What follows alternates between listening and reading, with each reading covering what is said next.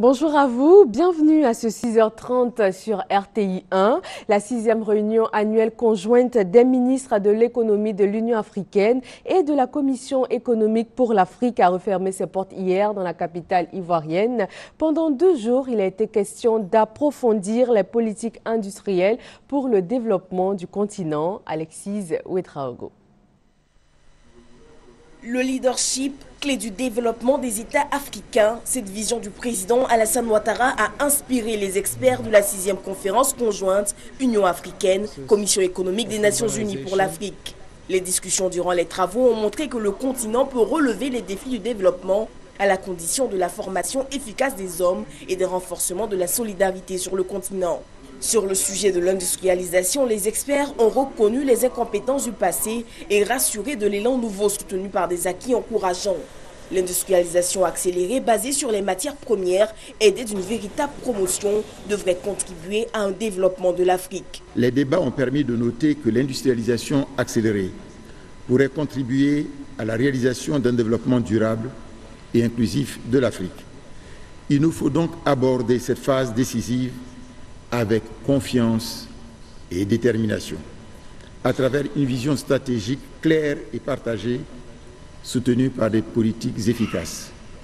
Nous devons mettre à profit toutes les initiatives régionales et continentales pertinentes dans une approche participative en vue de formuler les meilleures stratégies pour la résolution des problématiques majeures identifiées. La vision 2063 de l'Afrique soutenue par l'Union européenne, la CEA et la BAD entend promouvoir un continent capable de faire les choses différemment avec des notions de bonne gouvernance et de transparence. Passer des paroles aux actions concrètes avec un suivi rigoureux des engagements. Et à la pratique, un an durant, le ministre Albert Maboutoua-Keus, nommé récemment président de la conférence, devra lui faire ses preuves. Un nouveau souffle pour les petites et moyennes entreprises. La mutuelle de crédit de financement des PME va leur apporter des fonds pour se développer. Grâce à cela, ces structures de petite taille pourront élargir leurs projets. Adama Koné nous explique. Nous sommes des opérateurs économiques. Nous créons des richesses et des valeurs. C'est notre objectif. Et effectivement, nous avons pas mal de problèmes avec les financements qui nous demandent pas mal de justificatifs. Et surtout, quand ils nous prêtent des crédits, le taux d'intérêt est très élevé. Bouffée d'oxygène financière pour Madame Cissé et partant pour l'ensemble des petites et moyennes entreprises. Un nouveau guichet s'offre à ces structures. La mutuelle de crédit et financement des PME, en abrégé MCF PME, appuyée par la Banque mondiale à hauteur de 2,250 milliards de francs CFA. Cette mutuelle a pour objectif de lever les contraintes liées au financement des PME par des prestations adaptées. Par exemple, elle peut accorder des crédits allant jusqu'à 15 millions de francs CFA. Les conditions d'accès à la mutuelle de crédit et de financement des PME, c'est d'abord d'être une PME selon le décret qui définit les PME. Et même des petites entreprises qui sont dans l'informel, on est prêt à les accompagner pour monter dans le secteur formel. Et donc, il faut être membre de la mutuelle en déboursant une participation qui fait de vous membre de la mutuelle. Et à la suite, vous rentrez dans la couveuse, comme je pourrais dire, pour qu'on puisse évaluer les difficultés que vous avez et puis apporter les solutions adaptées à vos difficultés. Tour à tour, le directeur de cabinet du ministre du Commerce, de l'Artisanat et de la Promotion des PME, Nazer Gounoumbe, et le directeur des opérations de la Banque mondiale, Madani Tal, ont mis l'accent sur la volonté de faire des PME des structures viables et fiables. Si la MCF PME a été lancée ce mardi, elle est opérationnelle depuis juillet 2012. 89 entreprises ont déjà encaissé leurs créances auprès de l'État pour un montant global de 1,813 milliard de francs CFA. Toujours au chapitre économique, les responsables d'entreprises sont formés et sensibilisés à la bonne gouvernance. Le patronat ivoirien souhaite ainsi accroître la santé financière du pays et participer à son développement économique. Reportage Alvorassa. Intégrer ou poursuivre les pratiques de la bonne gouvernance dans les entreprises privées, tenir compte des compétences du personnel pour mieux l'utiliser, rassurer les investisseurs internationaux qui souhaiteraient s'implanter en Côte d'Ivoire. C'est autour de ces préoccupations qu'a eu lieu la formation. Pour la supervision justement de ce moment de partage, un expert ivoirien, le docteur Traoré Bakary, président de la commission gouvernance à la Confédération générale des entreprises de Côte d'Ivoire. Je pense que les entreprises n'auront pas tellement le choix, même si les bonnes pratiques de gouvernance et de responsabilité sociétale ne sont pas par définition obligatoires, mais les entreprises n'auront pas le choix. Parce que si vous n'appliquez pas les pratiques de gouvernance, vous ne pourrez plus avoir bientôt accès à des financements auprès des banques, auprès d'institutions financières, des investisseurs institutionnels ne rentreront plus dans votre capital social et vous pourrez même perdre des marchés. Parce qu'une entreprise qui connaît un déficit de gouvernance, il n'y a pas d'avenir. Par conséquent, les entreprises ont intérêt à consolider leur gouvernance, à consolider leurs bonnes pratiques de responsabilité sociétale pour qu'elles soient durables. Par ailleurs, pour lui, la bonne gouvernance en entreprise doit partir du conseil d'administration qui ne doit pas se substituer à la direction générale. Une direction générale qui doit rendre régulièrement compte au conseil d'administration et œuvrer pour une bonne santé financière de l'entreprise. En retour, cela va se répercuter positivement sur l'économie du pays. La Côte d'Ivoire et le Burkina Faso procèdent en ce moment à un échange d'expériences dans le domaine de la communication. Le ministre de la Communication ivoirien a visité les médias d'État burkinabés. Afoussi Bambalamine est en visite de travail au Burkina Faso depuis le dimanche dernier. De nouveaux accords de coopération ont été signés entre les deux pays. Gabriel Zani sur place à Ouagadougou. Comprendre le fonctionnement des médias d'État burkinabés afin de permettre très rapidement les échanges de bons procédés entre les structures sous tutelle des ministères de la Communication de la Côte d'Ivoire et du Burkina Faso.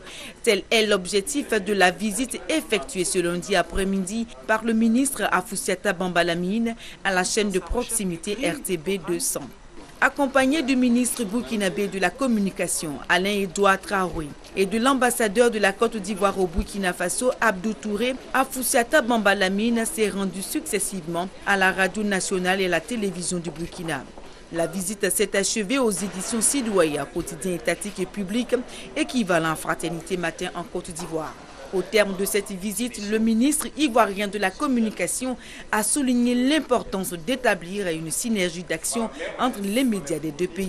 Dans le cadre de la coopération que nous souhaitons faire, nous serons unis et si nous sommes unis, nous serons plus forts effectivement pour entreprendre toutes les innovations que nous souhaitons faire. Le ministre de la Communication du Burkina m'a expliqué effectivement quels étaient les projets qui devaient être mis en œuvre aussi bien au niveau des éditions Sidoya que de la RTB. Nous avons aussi des projets en ce qui concerne la RTI, donc nous pourrons effectivement les développer ensemble. Selon le ministre ivoirien de la Communication, la radiodiffusion-télévision burkinabé devra très bientôt s'inspirer du modèle ivoirien pour répondre aux normes internationales dans le domaine du numérique.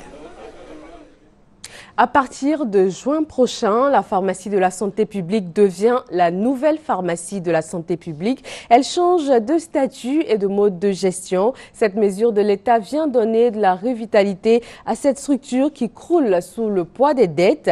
La PSP doit faire face à un passif de 10 milliards de francs CFA. Le reportage de Chantal Akandan. Un personnel en mouvement, une activité pleine, des stocks de médicaments visibles, c'est le décor à la pharmacie de la santé publique, PSP, en ce début de semaine. Mais derrière cette belle image se cache une triste réalité. La PSP ploie sous une dette énorme estimée à 10 milliards de francs CFA. L'État a donc décidé de changer son statut en privé. La pharmacie de la santé publique est à l'agonie. Aujourd'hui, elle a besoin de se refaire une santé. La PSP, c'est aussi 292 agents. D'ailleurs, il faut parler d'eux d'abord, parce que c'est eux qui font le travail de la PSP, malgré les conditions difficiles. Alors, je pense que cette réduction de 30% du personnel, mais ça ne veut pas dire licenciement. Vous savez que la PSP présente beaucoup de fonctionnaires, et vous savez qu'on ne peut pas licencier un fonctionnaire. La nouvelle pharmacie de la santé publique sera installée en juin prochain. Occasion pour le ministre de la Santé d'insister sur cette nouvelle réforme. Nous sommes en pleine restructuration de cette pharmacie de la santé publique. tout va ensemble, c'est-à-dire la mise en place de la nouvelle association à bilan lucratif, donc appelée nouvelle PSP, va avec la nouvelle reformulation de la gratuité ciblée, va également avec la mise en place de la couverture maladie universelle. C'est un ensemble. L'un ne peut pas aller sans l'autre. La nouvelle pharmacie de la santé publique sera une structure décentralisée afin de servir les structures sanitaires en vue de se rapprocher davantage des populations et de restaurer la crédibilité auprès des fournisseurs. Plus que quelques jours avant la fête de Pâques, et déjà cela se ressent dans les gares routières. Cette année encore, des milliers de personnes vont prendre la route. Mamadou Kouassi nous dit comment les professionnels du transport s'organisent pour gérer au mieux cette période. C'est encore le grand calme dans les gares routières d'Adjamé, mais plus pour longtemps. À partir de jeudi, ça sera l'affluence. Plus de 3 millions de personnes devraient être transportées durant cette période de fête de Pâques en direction des régions du centre de la Côte d'Ivoire. Pour éviter le stress du dernier moment, certains ont pris de l'avance. Je vais à Yamoussoukro pour aller préparer la fête de Pâques en famille. Voilà. Parce que chaque année, on va au village pour aller fêter la fête de Pâques avec les grands-parents, les frères, les sœurs et tout. Les transporteurs se préparent à une fin de semaine mouvementée. Certains ont même augmenté de plus d'un tiers le nombre de liaisons en direction du centre. La sécurité est aussi renforcée. En plus de 9 agents de sécurité que nous allons nous associer avec les agents de la police. Nous avons pris 4 agents de la police qui vont commencer le mercredi jusqu'au samedi. Même objectif de sécurisation de la route pour les responsables des transporteurs. Depuis un mois, la plupart des véhicules sont allés faire peau neuve, c'est-à-dire de refaire les visites techniques, mettre à jour les pieds d'entrée et essayer de mettre le maximum de véhicules, mettre le parc automobile à flot. Nous avons sensibilisé déjà nos chauffeurs à ce que chacun fasse très attention à cette période de fête, surtout pas d'alcool au volant, le respect strict du code de la route, parce que à cette période de fête, de Pâques, nous ne voulons pas qu'il y ait des familles en deuil.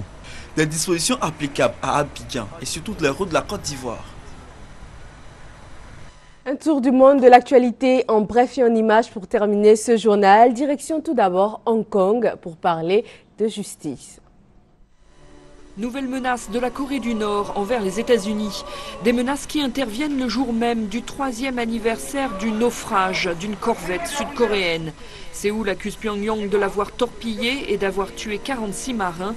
La Corée du Nord a annoncé mardi que son armée était désormais en ordre de combat, prête à d'éventuelles frappes contre les États-Unis et leurs bases militaires dans les îles de Guam et de Hawaï, ainsi qu'en Corée du Sud.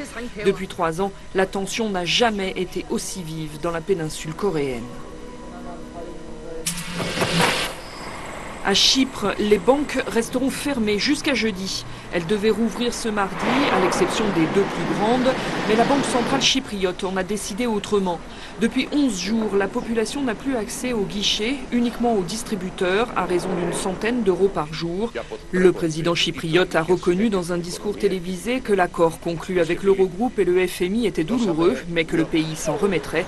C'était, a-t-il répété, le seul moyen de sauver l'île de la faillite.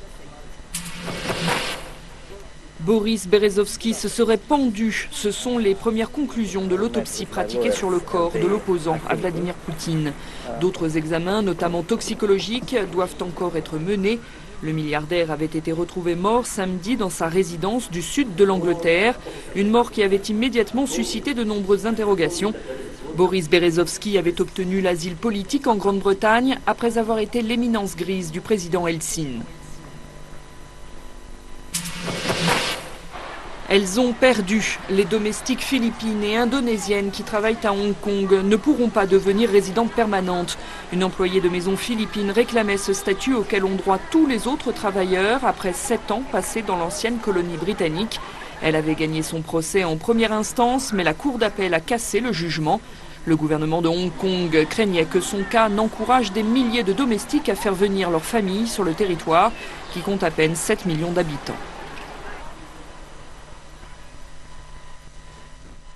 Ce journal est terminé. Merci de l'avoir suivi. Vous pouvez le revoir sur les www.rti.ci.